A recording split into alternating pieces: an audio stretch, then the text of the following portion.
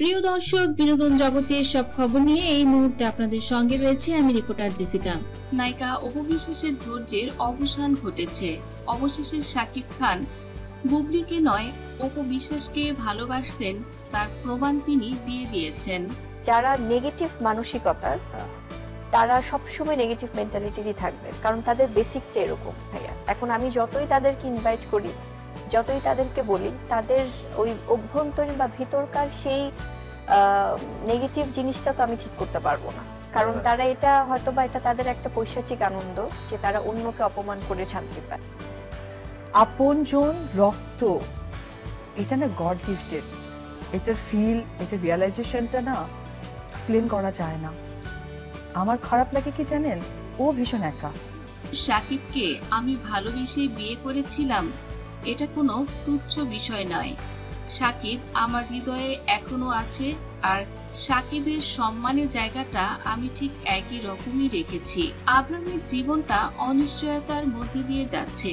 একটি বছর আব্রামকে আমি স্কুলে দিচ্ছি না, যদিও টিউটর রেখে ওর স্বাভাবিক পড়ালেখা কার্যক্রম আমি চালিয়ে গিয়েছি, কিন্তু স্কুলের দরকার আছে একটি বাচ্চার। এ কারণেই আমরা আমেরিকাতে আব্রামকে ভর্তি করার ডিসিশন নিয়েছি। এটা শাকিবের পরিবার দুপক্ষ থেকেই এই সিদ্ধান্তে এসেছে। আর সত্যি যেটা, আমি তো শাকিবকে ভালোবেসেই বিয়ে করেছিলাম। আমার কাছ থেকে শাকিবের জন্য ভালোবাসা এক চুলো পরিমাণ কমেনি। শাকিব এখন তার ভুল বুঝতে পেরেছে, আমার কাছে সে সরি বলেছে।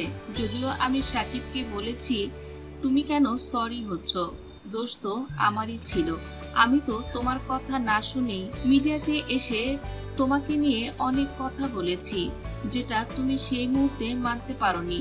শাকিব খান বলেন, তোমার ভুল ছিল বা আমার ভুল ছিল, যারই থাকুক না কেন, এখন আমি তোমাদের ছাড়া কিচ্ছু ভাবতে পারি না। অপু বিশ্বাস শাকিব খানকে সেদিন আশ্বস্ত করে বলেন, তুমি যাই করেছো কিনা আমি কোনো কিছুই এগুলো আর মনে ধরে রাখিনি। আমি সবকিছু ভুলে গেছি। আমি তোমাকে ক্ষমা করে দিয়েছি, তুমিও আমাকে ক্ষমা করে দাও।